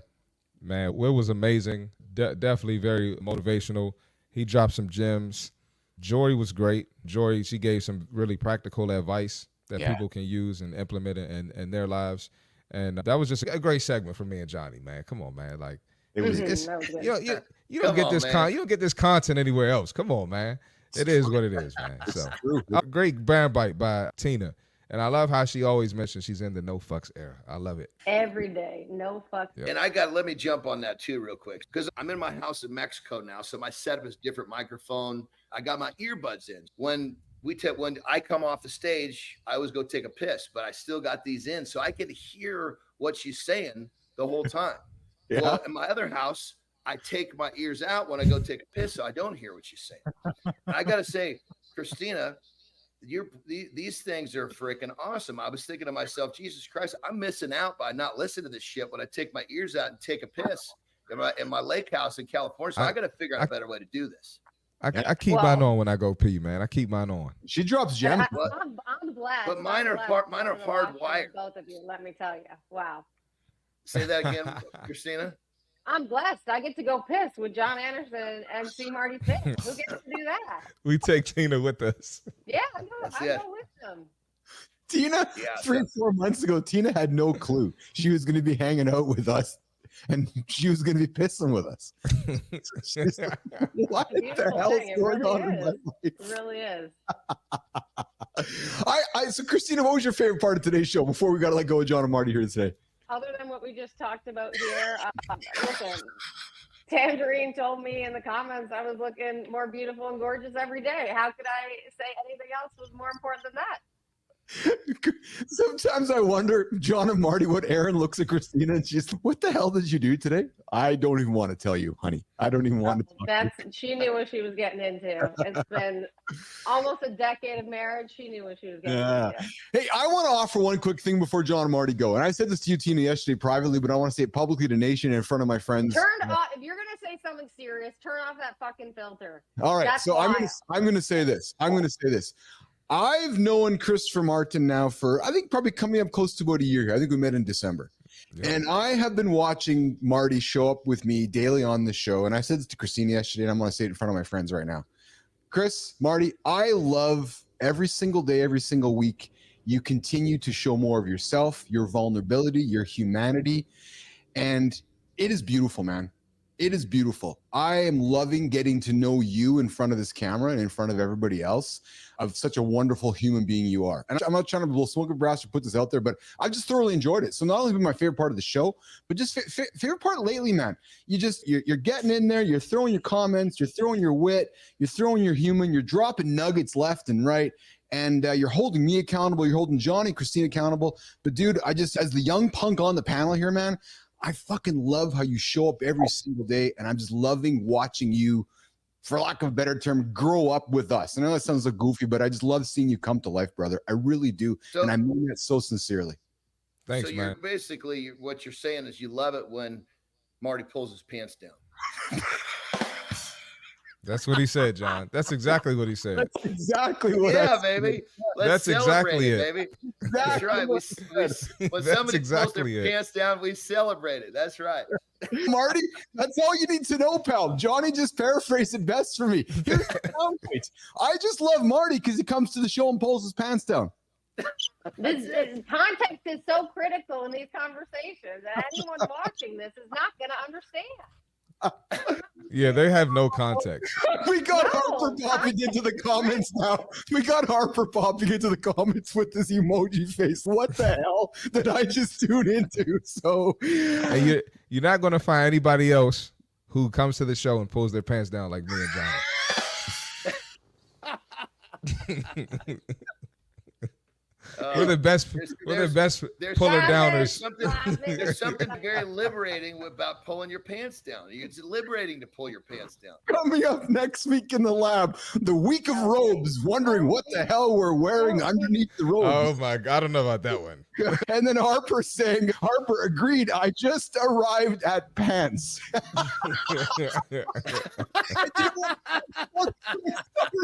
started to look at Christina's face. Christina's going to kill us. I started this show. She's going to kill us. By saying that I the listener yesterday, I said, what do you like about the show? He's Keith, because I never know what the fuck you guys are going to say next. So you say something, and a few seconds later, Marty says something, and then I look on screen and I see full face, and then I see Johnny talking about dropping his pants and showing his pecker. And he's, I never know what the hell you guys are going to say. That's why I keep tuning in. He never said showing his pecker. He's spicing up the story here for sure. Keith, when we originally had to talk about me coming on, that was one of the elements that was okay. Look, this show has got it. People got to wonder what's coming next. And get that job done. We absolutely are. So I got Harper coming in here. I just arrived at pants and context and prices. If there's one thing that I learned from Flinner is that yes, context is everything. Listen, I know Johnny, buddy, I'm your accountability partner. You're running late. You had to go at 6:30, which was 5 minutes ago. So brother, get the hell out of here. Go to your meeting. I want to hold you accountable to that. We'll see you tomorrow. Okay, pal? You got it. All right, John. Marty, you too. We'll talk to you later. Yeah, I'll talk to you later. All right. Okay, sounds good, brother. Yep. Oh, Flynn just left with you, me, and producer Jimmy hanging out. I know, y'all just do that, and now I'm left with you. I've been abandoned by my lovely bride has to live with on a daily basis. But listen, all right, it's now. You say with Aaron. Yes. Lord. So now it's time for the Community Corner segment where we celebrate the amazing creators that are making an impact in their communities. And the community that we've been focusing on a lot as we've been building up this platform has been LinkedIn. And yes, we have every intention of spending time celebrating creators on X, on YouTube, on Threads, on Instagram, on Substack. But right now, all of our effort has frankly been spending it on LinkedIn. And today we have somebody who stands out on LinkedIn and somebody who I've been following on the platform for over a year. And Christina, when you put this person on the feed here this morning, I didn't know she was coming. I was like, yes, good choice. I'm excited about this one. And I've seen the work she's been putting in. I think it's similar. Obviously, we're not similar. She's female, I'm male. She's been through divorce. She has young children. She's ran an agency, been in the agency world. I've been through divorce. I got 3 children. So there's some similarities there. But I've really enjoyed watching her journey, Christina. So when you put her up here today, I'm like, yes, great choice for today's Creator Spotlight. I know this person shows up every single day. She's been in the fitness world and bodybuilding world as well, I think, Christina, right? So she's that business athlete herself. But listen, let's talk about her. A 2-time founder, 3-time CMO, leading voice in personal growth and brand building for founders, creators, and marketers. She's pioneered wellness innovation. She's the founder of, Christina, I got to tell it right now. She's going to know. She's the founder of a wellness brand empowering. That was my Japanese anime there. She's the founder of and a wellness brand empowering women to manage sleep, stress, and intimacy, which she built during the pandemic and later sold. Congratulations. She's a brand growth expertise, former head of brand at leveraging deep expertise in the wedding industry, marketing, and business strategy. She has an inspiring personal journey, a single mom of 3. She's juggled entrepreneurship, homeschooling, and personal challenges, redefining ambition without burnout. She has an incredible newsletter, which I've watched grow, which has been really exciting to watch happen. She's the creator of the newsletter, inspiring over 150,000 weekly with actionable insights on intentional living and sustainable success. Today, I'm going to pivot my camera over here. Today's Creator Spotlight for Mornings in the Lab on the 16th of October. Jimmy, today's Creator Spotlight for Mornings in the Lab on October 16th is...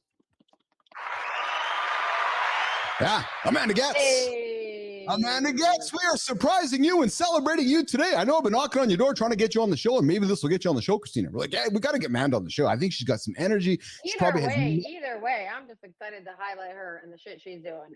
I agree. But what I'm suspecting, she has nuggets of knowledge that I know our community would love to hear from Amanda. But hey, that aside, let's take some time to celebrate her. And Christina, why don't you highlight why we are celebrating Amanda Getz for today's Creator Spotlight from Mornings in the Lab with Keith and Friends? Christina. Yeah, like you, I've been following Amanda for quite some time, since my days as a tech founder. She's been such an inspiration. She gets shit done. She talks about all of the good and the bad, which I really love about her. She talks about her personal story a lot, and she teaches you a lot of the lessons that she has learned.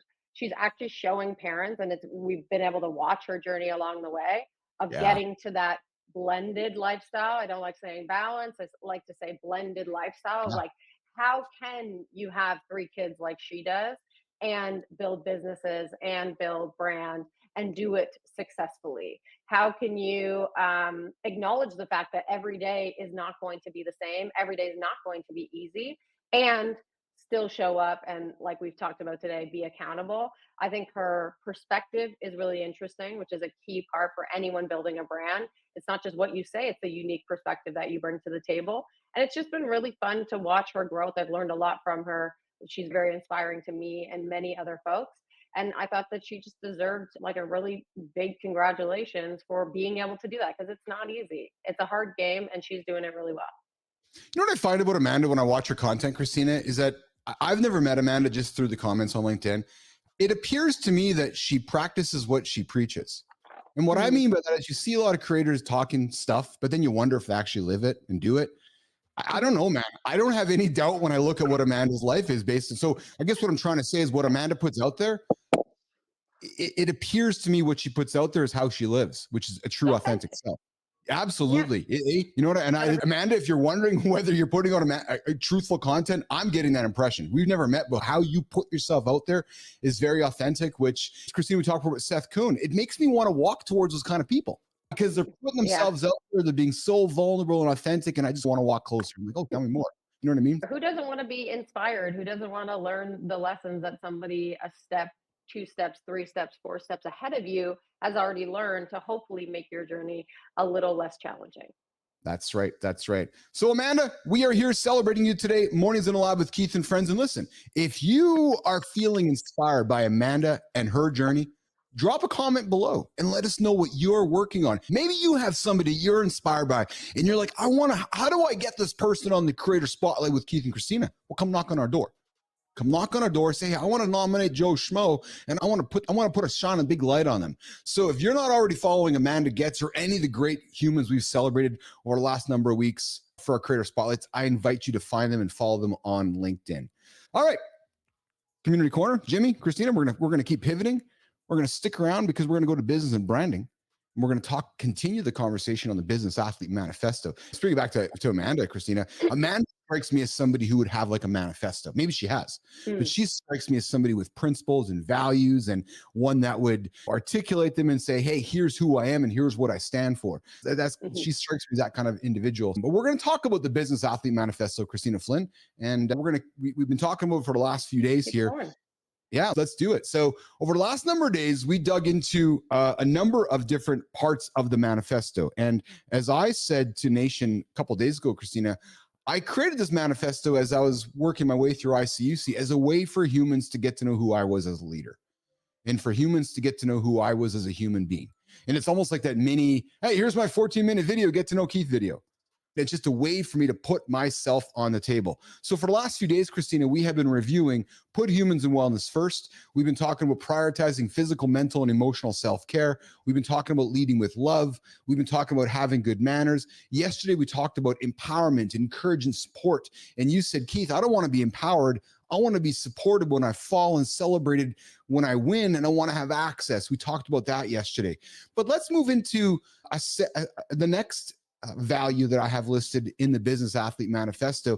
And I was excited to talk about this one because where you came from in the world of sports and athletics, Christina, from your career, and then working for the NBA.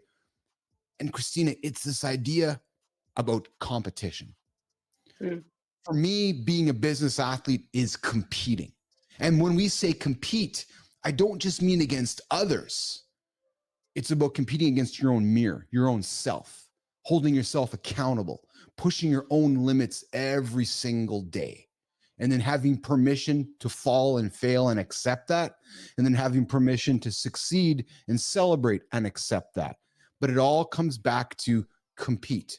Christina Flynn, would love to hear your perspective on the idea of compete in business and in life. We were just highlighting Amanda, and her newsletter is called Life's a Game. And I think that perspective is something that really is resonating with me more and more, of trying to, from a mindset, business and sport or athletics have remained pretty separate from me, except for the fact when I was living or working in the NBA. And so for me, when I think now about competition, I am my fiercest competitor. I am always competing against myself, typically in my own brain. And I'm competing against the voices that are there. I'm competing against the things that are easier to do versus the things that are harder to do. So for me, competition in this sense of looking at it of like, how are you competing with yourself? But how are you acknowledging what the competition is bringing? And then how you're going to actually, what's the game plan? What's the plan you're going to bring against it to say, I know this is what they're bringing. I know this is the plan. I know the voices in my head are trying to lead me down the path of something that's easier versus harder. And so how am I going to compete against myself and my own mind for its seeking of safety and seeking of comfort, quite frankly. Tina, some people say that competition and the idea of competition can be toxic. It can be self-defeating. Always comparing yourself to your own mirror, what you did or didn't accomplish yesterday, or always comparing yourself to others. That, and I'm gonna admit to you vulnerably here, I've had to battle that through life. I've learned not, like, I don't do it anymore, but there's been times in my life where you find yourself comparing yourself to others. And one could argue that it could become toxic. What's the key to keeping the idea of competition healthy, Christina? Yeah, and I'll admit it too. I'm not over it. Like, I compare myself to others for sure. It's a daily thing. We're surrounded by other people that are doing magnificent things, and we know this. Social media is not always the representation of what is actually happening. It is just the things that we want to be sharing. So, can toxic competition exist? Yeah, it absolutely can exist. I think for me, it's a matter of it's all about context. It's all about, what are your goals? What's your purpose? What are you trying to compete against or towards, and having that larger vision and mission? And then saying, you know what? The reality is that competition can be a way of motivation. Competition can be a way of tracking progress and momentum. So it's not for everyone. I love competition. I'm fucking competitive when me and my kids are playing basketball and they're 5-2, and I'm like, no, you ain't scoring on me. If I can get you, no, you're not scoring. I am a competitive person, and I always have been. So that works for me. And so I want to lean into the things that actually work for me. If I am a competitive person and that works for me, great. Then use that energy and use the momentum and use this idea of a season where, I think we don't talk about this enough in business as well, especially from a business athlete perspective. If you're an athlete, you're used to failing, because you're not going to win every single game. You're not always going to have a really great game.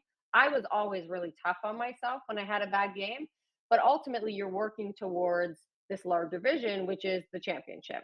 So you can manage those failures in that moment and get back up and continue to work towards that vision. And I think that's a great perspective to bring to business as well.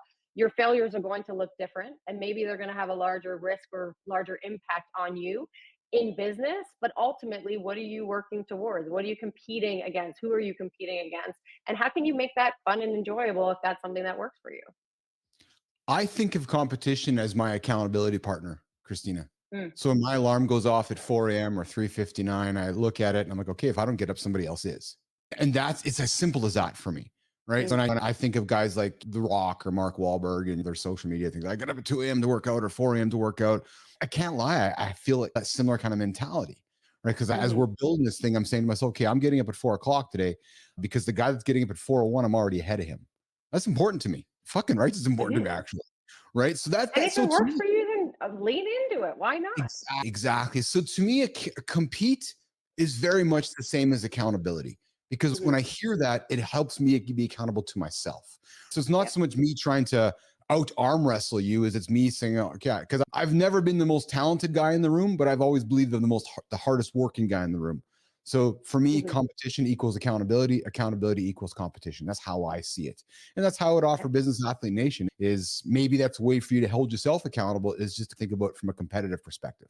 Let's continue. Let's continue in the manifesto, Christina. And what we're going to do today is we're going to knock off 2 today because I'm really enjoying this. I'm going to come back with the next one tomorrow. But here's the next one. The other C word, and as you've gotten to know me, I think you know how much I love this one. The other C word in being a business athlete in our manifesto is this idea of curiosity. Be curious is all about staying open, asking questions, and seeking new ideas. But to me, Christina, being a business athlete and seeking curiosity also means seeking listening and understanding. I love the idea of curiosity because you can never be wrong or you can never be right with curiosity. You can just simply be curious and there's never an end to it. So I love that. And I think that I don't know if we as humans talk about it enough or if we place enough emphasis on that value. But for me as a business athlete or for people that are in my orbit, it's important that how curious I am. And I think that's a really important attribute. And I'd love to hear your perspective on the idea of curiosity and balancing curiosity with action. Christina Flynn. Yeah, and that's a big one for me. But what is curiosity and how does it play a role in my life? For me, I'm an incredibly curious person. I want to know why. I want to know how things work. I want to know. I love the work that I do because I am so curious. I get to sit down with people every day and I get to say, let's talk about your life. And now when I meet people, I'm always like, how did this happen? Like, how did you get here? I'll ask, my barista, like a local coffee shop, how did you get to owning this place? How did you get to being in this position? I'm generally quite curious. The challenge that I have had is how do I actually take that curiosity and either let it inform what I'm doing or not? Because not everything has to feed your larger goal either. You can just be curious to be curious and seek information. It's a very good thing. How do you take that curiosity, make sure the things that you want to push your goal forward are there, let them fuel that, and then actually act? And the actually acting part, I have fooled myself for a very long time thinking that I was making progress when in actuality, I was just addicted to information. I was very curious, and it was likely tied to I thought other people had figured it out. I thought other people had the answers. And like we were talking about earlier, I was looking for the solutions external to me versus getting curious. And what I keep telling folks online, get curious about yourself too. Get curious about your story. Get curious about the reality that what you're telling yourself and the story you've been telling yourself may not be reality. So what is reality? This is great because as I've gotten to know you and we've talked to get to know each other, curiosity can also kill you, and not literally, but 100%. because it in many ways It can kill your business. Yeah, because it prevents action often. Curiosity will get in the way of action. So again, for me as a business athlete, and that business athlete mindset is being curious, but then to Christina's point, knowing when to act. Because so sometimes I'll get a new app across my purview. You'll say, hey, Keith, a couple days ago, hey, Keith, check out this Cove.ai app. Next thing you know, my brain gets lit up. Good. My curiosity brain lights up and my neurotransmitter light up and my endorphins light up. I get all excited, but I've had to teach myself, Christina. Focus. Yeah, I've had to teach myself how to take that curiosity, place it aside, and then drive action and learn how to balance that. Because I wasn't always good at that, Christina. I would find myself curious, but never get anything done. Oh, right? Yeah. Give me all the information. It's so much fun to see how other people are doing it. Yes. Other people are approaching it. What I have had to learn to do, and I would say I'm still learning every day. It's very difficult for me. But to your point, I need to give myself time to be curious in a way that's not driving anything forward. That if I want my brain to be able to have moments where it can go wherever it wants, let it have those, set those aside, time block those, so that when I need to get shit done and when maybe what I'm doing isn't giving me the same kind of high or the same kind of excitement, I know in the future I will have time set aside to not be guided by what I need to get done, but to have moments to just be curious and just see where my mind goes. Like I love taking time and just seeing where have my clicks taken me? Where has my brain gone from like where it started to where it ended up? That's a lot of fun to me. So I give and I grant myself that time to have it so that it doesn't get in the way of my daily progress. There you go. So here's the key takeaway, nation, as we wrap up this segment today with business and branding with Keith and Christina. Curiosity is going to fuel your growth. Stay curious, but don't let that curiosity paralyze you. It's paralyzed me in the past. It's paralyzed Christina in the past. Some days it still paralyzes us. But what I would invite you to do is to turn those curious questions into action. And sometimes you might need an accountability partner for that, Christina. You might be curious and you might say, I don't know how to turn that into action. That's where we come into the Business Athlete Performance Lab, where we are here to help you be accountable to reach those big, audacious goals. So we started the business and branding segment leaning into the idea of competing with yourself, competing with those around you. And I use the idea of competing to hold myself accountable. We then talked about this idea about being curious and how curiosity can also paralyze you. But more importantly, if you can find it within you, curiosity can also spark action. So we're going to wrap up that part, Jimmy, of today's Business Athlete Manifesto for the business and branding segment with Keith and Christina here today. And Tina, another great show. We've been every day we reflect on our shows here, and we are now in, it seems like this great little rhythm. And I'm excited about it. I'm excited about the rest of the week's shows. And nation, if you are ready to start living the Business Athlete Manifesto, hit the like button. Subscribe to the channel. Share this show with your friends. We're the only show that wakes up in North America to help you guys not hit the snooze button, to help you get accountable, to help you build that personal brand, and to help you achieve the biggest goals in your life. Christina, final comments from you before we wrap up? I know the action I need to take is fucking sorting this window out so that every day at 9:56 in this segment, my face doesn't get all jacked up from the fucking blind. So that's my action for today. If I come back here tomorrow and I still have this artistic representation on my face, I grant you the permission to just kick me off the show. How about that? Oh, I love it. Sun, go away. And please don't So I'm go thinking away. when the daylight savings thing happens here in the next couple of weeks, that we might have a little different impact on your likes I there. just need to put some shit over it. This needs to not happen every day. It's artistic, it's beautiful, but it doesn't need to happen. I love it. Hey, I'm Keith Billis. That's Christina Flynn. Over there, that's producer Jimmy. He's on the buttons. And over there, that's Marty and John. They're just walking to their appointments. We are here every single day, Monday to Friday, 8 o'clock Eastern time, the only morning show that helps you guys get up and achieve those big goals. On behalf of Christina Flynn, I'm Keith Billis. Flinner, let's get out of here. We'll see you guys. We'll see you guys tomorrow. See y'all later. See y'all later. See you, Jimmy.